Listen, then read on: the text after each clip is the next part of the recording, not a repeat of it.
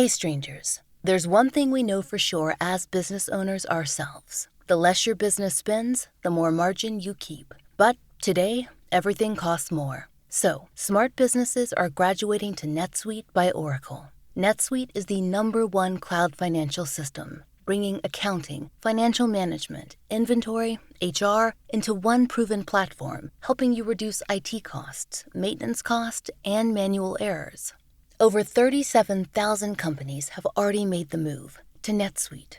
Backed by popular demand, NetSuite has extended its one-of-a-kind flexible financing program for a few more weeks. Head to netsuite.com/strange. netsuite.com/strange. Hey, true crime fans! Tired of ads interrupting your gripping investigations? Good news. With Amazon Music, you have access to the largest catalog of ad-free top podcasts included with your Prime membership. After all, ads shouldn't be the scariest thing about true crime. To start listening, download the Amazon Music app for free or go to amazon.com/ad-free-true-crime. That's amazon.com/ad-free-true-crime to catch up on the latest episodes without the ads. Hey strangers, we're on vacation this week, so we're rerunning one of our favorite episodes, a crossover with our friends Sabrina and Corrine from Two Girls, One Ghost. They came on to tell us an amazing story about a very strange haunting, or maybe it was an alien infestation. There are many options, involving a talking mongoose named Jeff. Be sure to check out their show, where you can hear us tell them about the Atlanta Bleeding House, plus hundreds of their own spooky stories. Enjoy. We'll be back soon.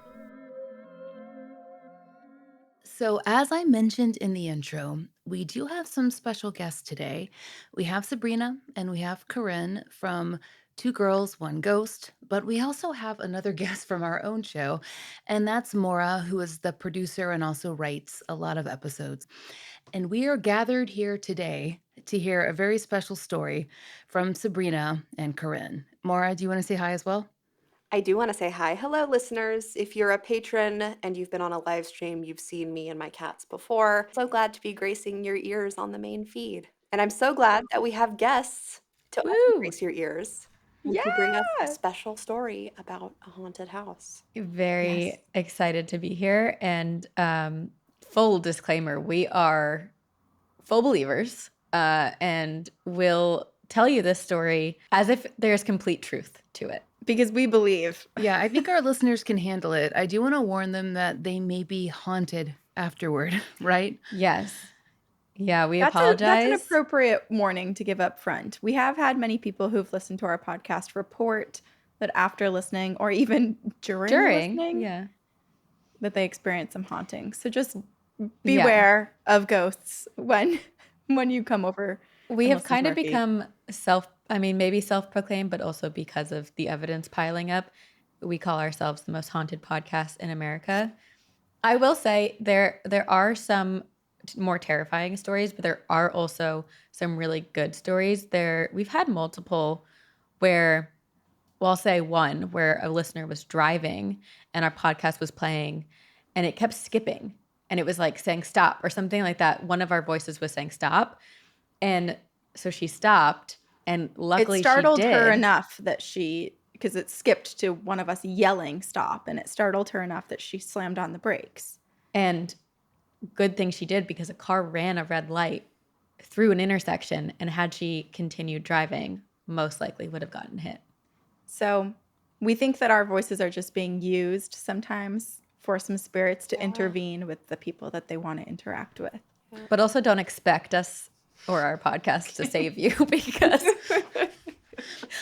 we have no control over that. But thanks for having us on and not being scared of us. We're so excited for someone else to tell us a story. So yeah, this one's not scary, so that helps, I think, with nothing bad happening. Yeah, but it's one of our favorite haunted houses, and I'm going to start us off. Back in September of 1931, the Irving family started to hear some strange noises in their home. They lived in the Isle of Man in the UK. It was James and Margaret, and they were living there with their 13-year-old daughter, Vori. Together, they all started hearing some scratching, the typical haunted house sort of thing, scratching on the walls. And this persisted, and eventually they started hearing rustling behind their farmhouse's wooden panels. Along with the scratching and along with the rustling, they heard what sounded like a human voice. Whatever was in the walls didn't seem to be able to speak well at first, despite it sounding human, but it changed and its speech began to progress. Despite the threat of someone maybe living in their walls, the family, they surprisingly don't seem too disturbed. They're like, okay, whatever, like this is fun, whatever's happening, just keep your ear out, which is so wild to me because I think I'd be in a full-blown panic if I thought someone Ripping was living apart in my the walls. walls. Yeah, I'd be like, Yes. who is here? Call the police. Who Help is us. this?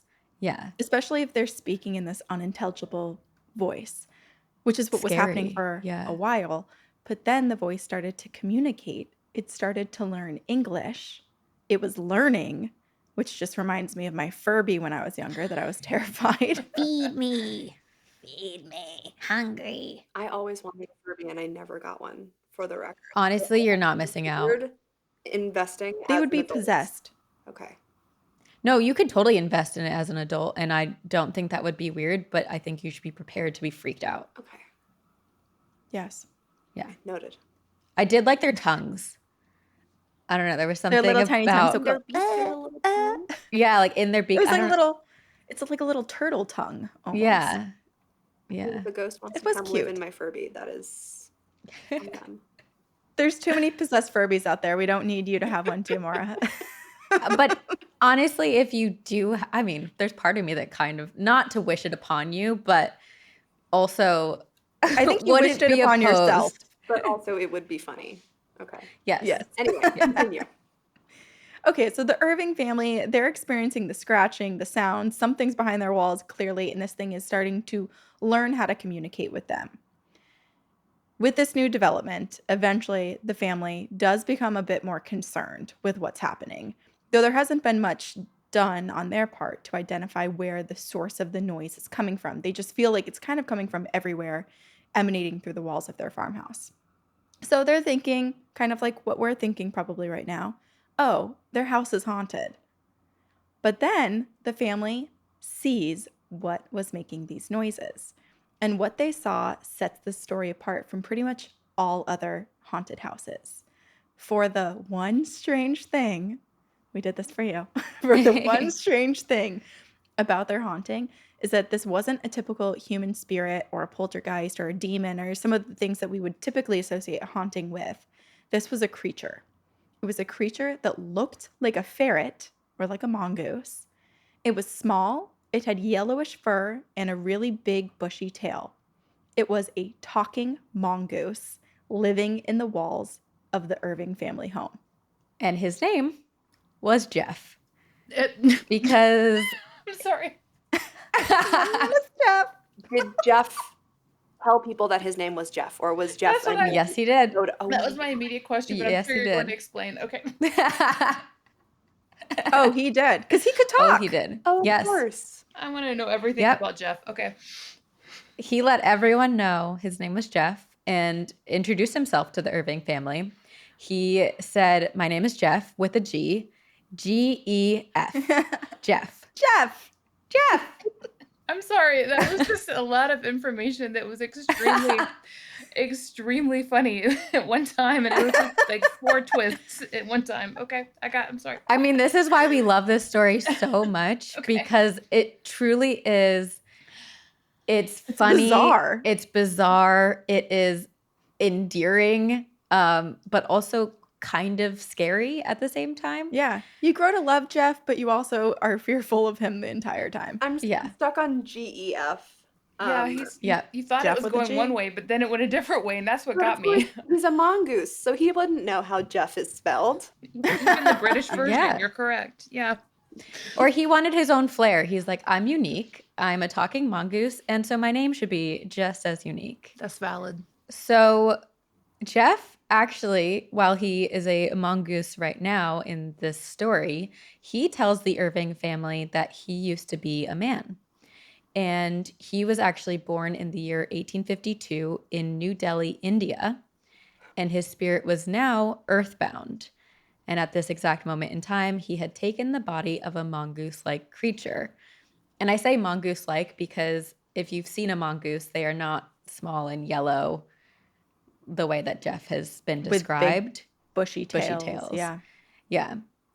So he wasn't necessarily a mongoose, but he wasn't not a mongoose. I think it was just, I don't know, Corinne, correct me if I'm wrong. I don't think he said he was a mongoose. I think he said his name was Jeff, and the family related him to a mongoose because that's the closest thing they could identify him with. He did at one point say that he was an extra, extra clever mongoose. Okay. But I don't know if that was after the family had already maybe told him he looked like a mongoose, or if that was a self-identification on his part. Okay.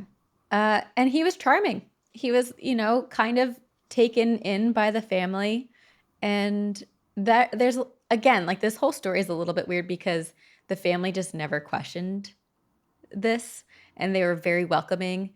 Because if I started hearing strange voices in the wall and then saw a talking mongoose, I'd be a bit scared, believe I was dreaming, or I don't know. But Jeff integrated himself pretty slowly into the family, which is maybe where his genius comes in. He started out with the small noises, the scratching, slowly learning English, and then didn't introduce himself or appear to the family perhaps until he knew it was the right time. And it worked because the Irvings pretty much adopted him and Stuart Littled him. Jeff said he was an extra, extra clever mongoose, like Corinne just said, and he was adamant about it. He was like, I'm extra, extra clever. He also once told the family, I am a freak. I have hands and I have feet. And if you saw me, you'd faint. You'd be petrified, mummified, turned into stone or a pillar of salt. It kind of sounds like Jeff wanted his own podcast. I think he likes the sound of himself speaking. Loudly announcing, I am a freak. Can they? I am a freak. Can they not see him? He's describing himself. So they can see him sometimes. Okay. He decided to show himself sometimes, other times he did not.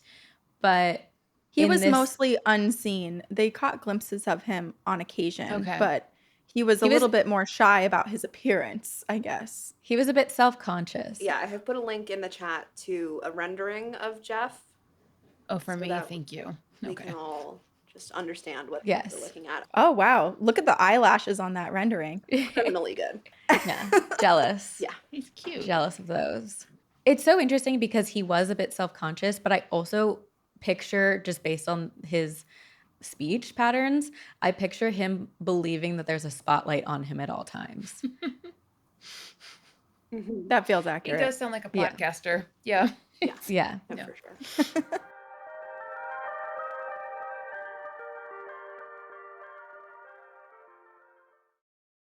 This episode is brought to you by Progressive Insurance. Whether you love true crime or comedy, celebrity interviews or news, you call the shots on what's in your podcast queue. And guess what? Now you can call them on your auto insurance too with the Name Your Price tool from Progressive. It works just the way it sounds. You tell Progressive how much you want to pay for car insurance, and they'll show you coverage options that fit your budget. Get your quote today at Progressive.com to join the over 28 million drivers who trust Progressive. Progressive Casualty Insurance Company and Affiliates. Price and coverage match limited by state law. Hey, Prime members! Are you tired of ads interfering with your favorite podcasts? Good news! With Amazon Music, you have access to the largest catalog of ad-free top podcasts included with your Prime membership. To start listening, download the Amazon Music app for free or go to amazon.com/ad-free podcasts. That's amazon.com/ad-free podcasts to catch up on the latest episodes without the ads.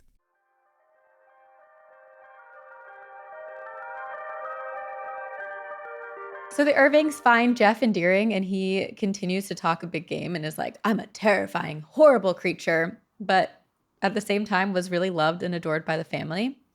And like Corinne said, he spent most of the time hiding. But when he did interact with the Irving family, it was a jolly good time, but Jeff was kind of brash. So there was one morning when James Irving was reading the newspaper when all of a sudden a high-pitched voice, not belonging to his wife or daughter, came through the walls and yelled, "Read it out, you fat-headed gnome." And it was Jeff, because he was like, hey, I want to hear what's in the news, which I don't know. Can you blame him? The family wasn't entirely sure what Jeff was, so the descriptions of himself changed a bit. When they saw him, they saw a mongoose-like flash of a creature go by. But sometimes Jeff would call himself an extra clever mongoose. Other times he would lay out the I'm a freak vibes. And another time he said, I'll split the atom. I am the fifth dimension. I am the eighth wonder of the world. So he's got a big ego. So the family also thinks that whatever form he's taking on and whatever he's doing, that they feel that he was mongoose-like, but some of his physical descriptions, like the bushy tail, the yellow fur, they don't always necessarily match. And so they start to wonder, okay, which I'm sure they wondered this before this point, but clearly this thing was a supernatural being, right? You can't be a talking mongoose and actually be what we know to be an earthly mongoose. So they're like, maybe this thing is this supernatural being that can shift and alter its appearance. So when he describes himself, sometimes maybe he's not appearing as a mongoose. Maybe he is around more than we know, and we're just not seeing him because he's taking on many forms, and he's not just simply a possessed mongoose. Because Jeff is unique, right? He's a talking mongoose. And also, he was thought to have telekinetic powers. Why not? As you do. Add that in. Yeah. Jeff did spend a lot of time hiding, but the family would also see things moving around their farmhouse on their own. And it's possible that since he could appear as a mongoose, that perhaps, just like Randall from Monsters, Inc., he could be completely invisible and go unseen and run around and move these things. Or perhaps he was using his powers psychically to shift things and move things without touching them. Who knows? But the Irving family would attribute these small occurrences to Jeff. And this little talking, possessed, mongoose, alien, hybrid creature of the fifth dimension found his place in the family. And then he took on the role of guard dog / caretaker. As if we couldn't love Jeff even more. He started to guard the house at night and alert them if anyone unfamiliar, including animals, started approaching the house. Did it need guarding? Just generally? Apparently, the family did leave fires going. I don't know how often this happened, but at least on one occasion, the family had left a fire going and Jeff put it out while everyone was sleeping to keep them safe. So he was useful. Yeah. They were happy to have him around. He was like Nana from Peter Pan. Mm-hmm. And then sometimes, like, if the family overslept, he would serve as the alarm and go wake them up. So he was very helpful. He also, if rodents got into the house, Jeff would use his animal-like appearance to scare them away. And then he also apparently would sometimes sleep in Viore, the 13-year-old daughter's room, to keep her comfort through the scary and dark evenings. And so he was basically the family dog, and that's, I think, what the family kind of referred to him as, even though the family did end up having a dog as well, but now they had two. He was rarely seen, a bit creepy and unpredictable, but protective nonetheless, and could talk. Then, as we've said in the beginning, he was very charming, but there is a little bit of a darker side to Jeff. It wasn't always fun and games. No. Jeff was a bit of a nuisance at times. He would throw stones. He would kill the rabbits. So clearly he would go outside as well. Kill the rabbits that would just show up dead around the family's farmhouse. And sometimes he would sing, quote, bawdy renditions of Home on the Range. I just picture, I assume all of this came out from the family being interviewed about this. And I just feel like this is something that maybe the dad or someone was just so annoyed with Jeff at one point and was just listing all the things that annoyed them about Jeff. He kills the rabbits. He sings bawdy renditions of Home on the Range. His lyrics are explicit. Yeah. He's like that uncle no one wants to listen to at Thanksgiving that's just like bugging the hell out of everyone. Yeah. So he would go on rants a lot. And these rants would be very judgy and very scary sometimes. One time during one of his long monologues, because he was a Renaissance man, he said, I've been to nicer homes than this. Carpets, piano, satin covers on polished tables. I'm going to go back there. And another time Jeff said, I could kill you all. but I won't. All right, that takes a turn, Jeff. I mean, you can talk about my decor, but Yeah. Oh my He's god. just messing with everyone. And I think he's having fun with it. Like, why would the Irving family go to such an extent to make up this story? And also to have it have so many turns. I'm kind of like, If you were making up a story that this mongoose was trying to kill you, that would be one thing. If you were making up a story that this mongoose is your best friend, that's one thing. But to make up a story where the mongoose is both seems unnecessary. right. Yeah, he's all over the place. The family did want help figuring out what this was because it was confusing to them. While they loved Jeff, they were also like, what is happening? So like I'm saying, the Irving family was a little bit confused. This relationship with Jeff was mostly loving and friendly, but he would occasionally say very strange, weird things. And the Irvings didn't want to kick him out because he was like family, but I don't know. I mean, they kept caring for him. This is what I love. Jeff is also bougie as hell. He likes his piano, his nice decor and stuff, and likes to tell the Irvings that this house is not nice. But the Irvings are leaving chocolates, bananas, biscuits, and bacon for him. And they also went around like out of their way to attend to him. Like Jeff was very specific. He was self-conscious about eating around people. So the family would suspend the food kind of up towards the ceiling, and then Jeff would grab the food and take it when no one else was looking. did they did they develop like a special like a system? Like did they like hang something from the ceiling? Were there pulleys? There must have been something. I'm kind of imagining a ceiling fan with like a rotating Or like a dumbwaiter, strings of food. You know? Yeah, something like like a that. little Yeah, I wonder how much trial and error there was, but it seems like they figured it out. I mean, also, let's remember, Jeff is very direct. So for all we know, he could have given them exact instructions on how he wanted his food prepared and left for him. Mm-hmm. I mean, no Yes. doubt. Yeah. I'm getting that vibe. He's so direct, but he's also confusing. Like another conundrum is despite being self-conscious and wanting to remain mostly hidden, Jeff loved the occasional outing into the public. So he would go with the family to the market and would remain unseen, but while grocery shopping would talk and talk and talk and talk. So this family is grocery shopping. They are all quiet, grabbing their groceries, grabbing the necessities, and this voice would just continue to talk around them. I don't know what he was saying. Maybe he was asking for specific foods. But so people would pass by this family and kind of do double takes like, who's talking? No one looks like they're talking, but I hear a voice. Who won't shut up? Did they ever say Yeah. like how Jeff went along? Like, was it just mysterious? Was he like tucked in a basket? Mm-hmm. It seemed to be mysterious. I would like Yeah. a basket. I would like a baby Bjorn. Yes. Yes. With the Or like one of those cat carriers with the little like The bubble in the back. So the window. Yeah. Oh yeah, the backpack with the bubble. That would be sick. that's how I would carry my Jeff. Yeah. Yes. So Jeff even took to, in his very discreet way, going out on the town by himself. So sometimes he went with the family, but other times he would hop on the bus every now and again.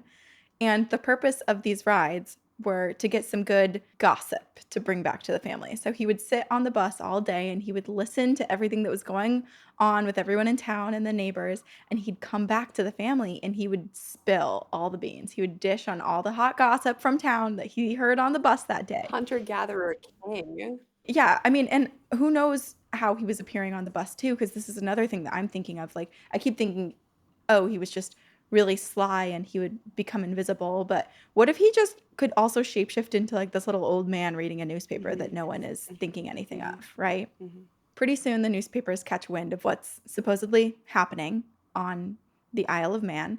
And they all want to obviously know what is going on with this talking mongoose creature that's living with this family and going to the supermarket with them.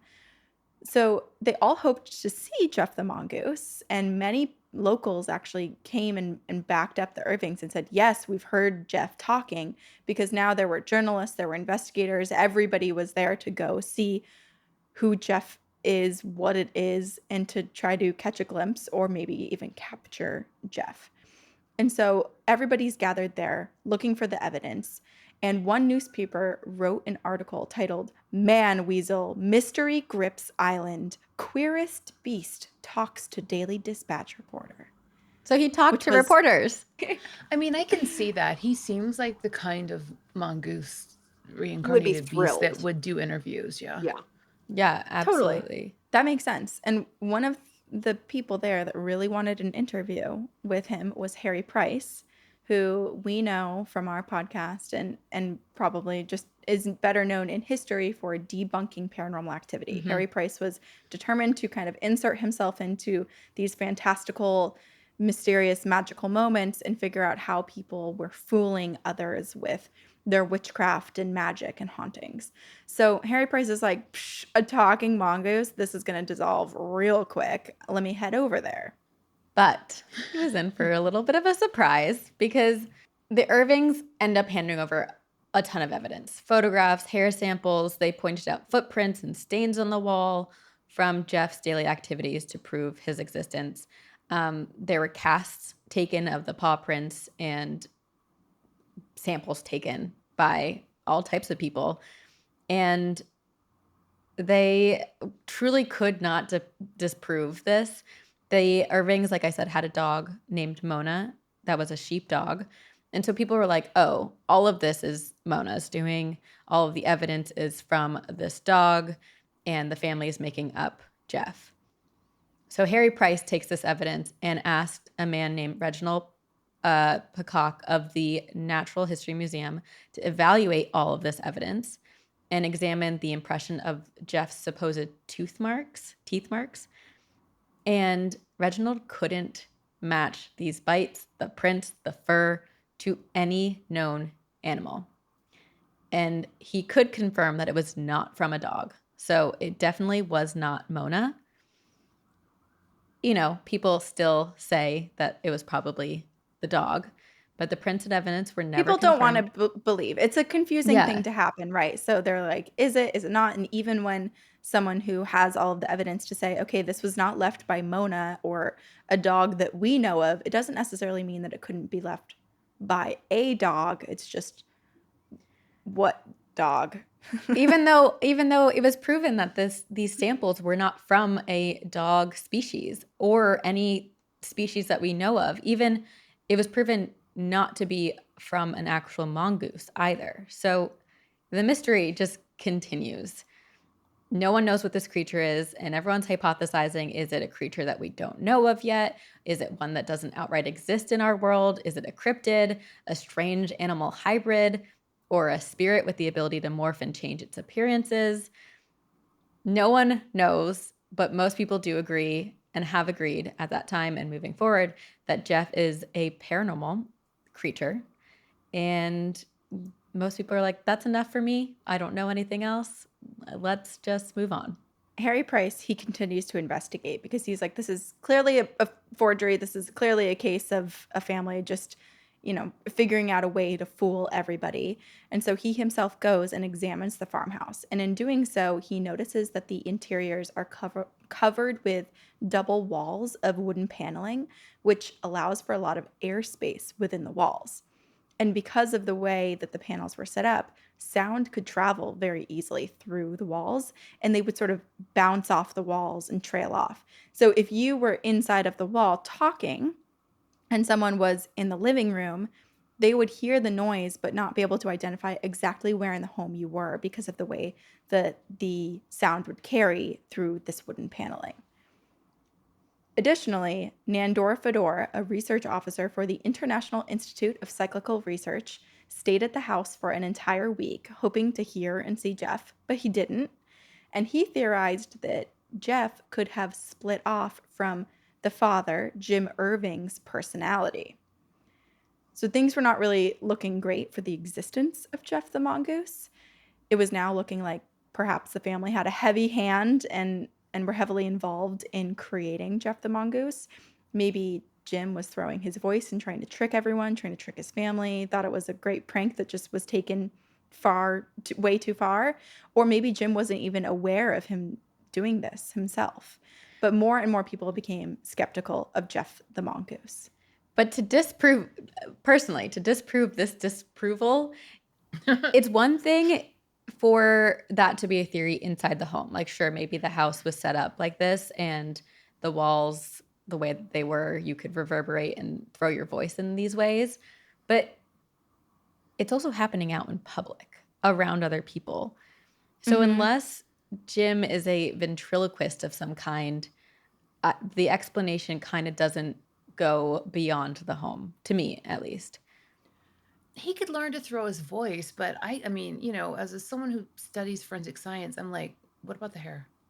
I'm still all going of back that. to the hair, I am wondering about Jeff's time on the bus and the gossip that he Yeah. brought back. Because if that That gossip too. was accurate, how did the family Right. come across it then? Right. So James Irving passed away in 1945, and both his wife, Margaret, and daughter, Viore, moved away and sold the farm. And sadly, they made no money on the farm because of its reputation. And so they undersold it, which is shocking because, I don't know, maybe this is personal belief, but if it all was true, I feel like it should have gone for way more. Like, you think today, like now a lot of houses, I mean, sometimes it's a bit sick, but when something like that happens, the value goes up.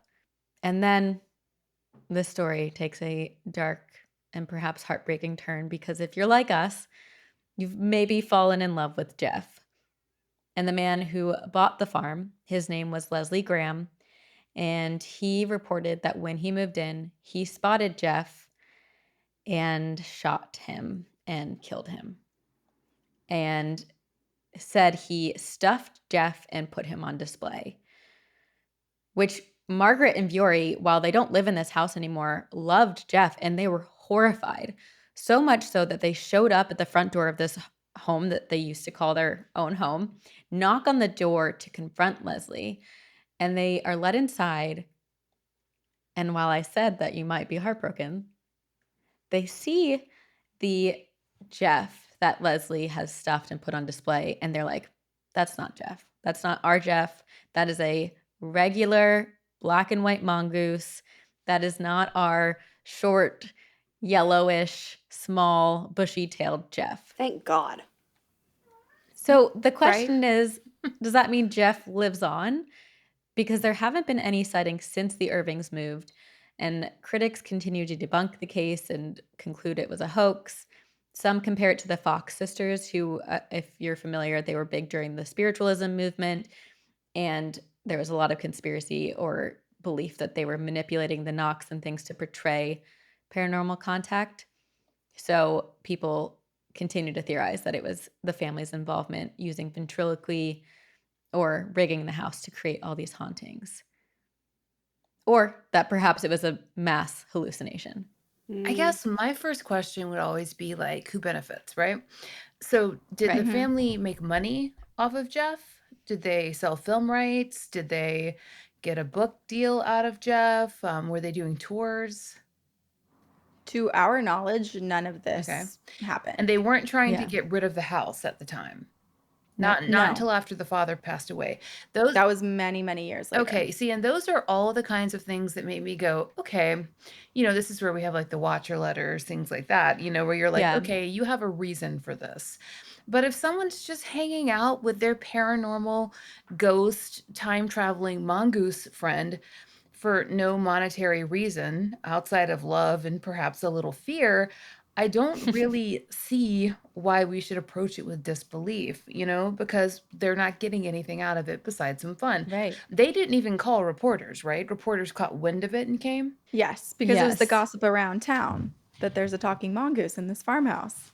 That's another not strike rather, but I think point in their favor that they did not alert reporters. I like to think that a neighbor was annoyed with Jeff knowing all of their business and called reporters and was like, help us get rid of this gossip queen. Gotta snitch on this mongoose.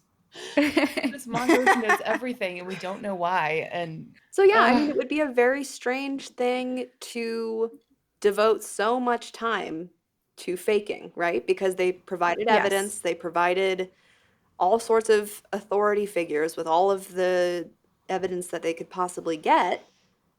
They didn't identify the fur and the footprints and the teeth marks, which I am still stuck on. Yep. Right.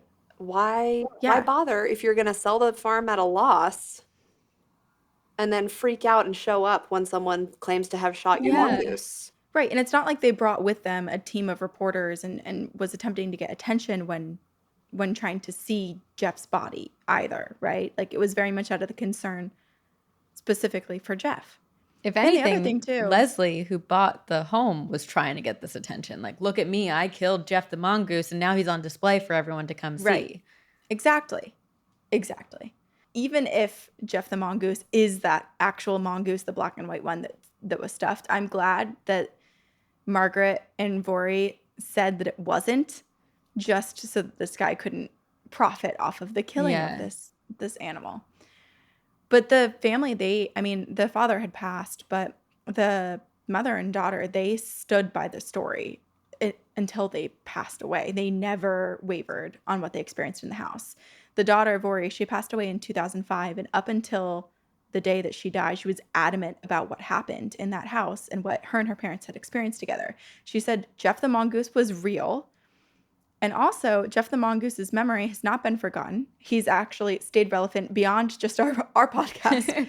And in 2014, Wall Street Journal wrote about, quote, the world's preeminent authorities on Jeff the mongoose, who all gathered at the University of London Senate House Library to discuss the mystery and try to figure out what happened at this house on the Isle of Man. Is this So like we an got annual convention, and can we go? I hope so. Right? If not, let's bring it back and make sure it is an annual convention. I think we might be the know. convention. I'm in full support of this. Like, I would love to I just have like love- a research day where we all get together and Right? like we're proving it of like 3 or 4 of these things. Yeah. That sounds I so love much that- fun.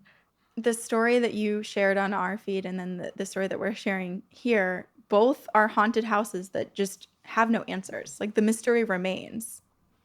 Yeah. And there's just so much room for people. Well, I say there's so much room to discover what truly happened, but so much time has also passed Yeah. that I don't know how much more evidence will uncover. Right. And similar to Atlanta Bleeding House, the blood has never, at least that we know of, returned or happened again. And same with Jeff. Like, no one has seen Jeff. And I like to think that Jeff was meant to be with the Irving family. And when the Irvings moved, Jeff was like, I'm moving on. And he said he was a spirit-bound human who was choosing to look the way he was at that time. So I don't know, maybe he moved on. Maybe he went to another family, and I don't know, maybe he shows up as Bigfoot now. I mean, I like the idea, like, sort of Golden Compass style, right? That he was like a splinter of the father. And so when the father passed, Jeff moved on. I think that's very sweet. And that wouldn't Yeah. make it any less paranormal, really. No. You know what I mean? In many ways, Yeah. or any less metaphysical. As long as the dad's not, saying there's a mongoose upstairs, there's a mongoose upstairs. You know what I mean? Yeah. Like Right. in a sort of side voice. I mean, I think that what we can do with our brains is pretty fantastic. Do you know what I mean? And there's a Yes. lot more power to the human spirit and to humanity that we haven't even begun to unlock. So, I mean, any of that stuff to me is fascinating too. Yeah. I agree. It was lovely to have you on the show. We're so excited to do this crossover with you guys. Us too. Us too. Thank you for having us. Yay. Thanks for joining us for this special episode, strangers. We'll be back next time with our regular episode. To support the show and to hear more of the entirely true and enticingly peculiar, you now have 3 options to enjoy 2 extra bonus episodes a month. On Apple Premium and Supercast, you can get the bonus episodes delivered to your app of choice for just $2.99. And for $2 more a month on Patreon, you'll get more fun extras. There you'll find ad-free early releases of our regular episodes, 2 full-length bonus episodes a month, 2 monthly giveaways, blog posts, and occasional live streams. All for $5 a month. We hope you'll check out one of these options and support the show. There's a link in our show notes. And if you enjoy One Strange Thing, please take a moment to leave us a great rating or review on your favorite podcast app. It really helps.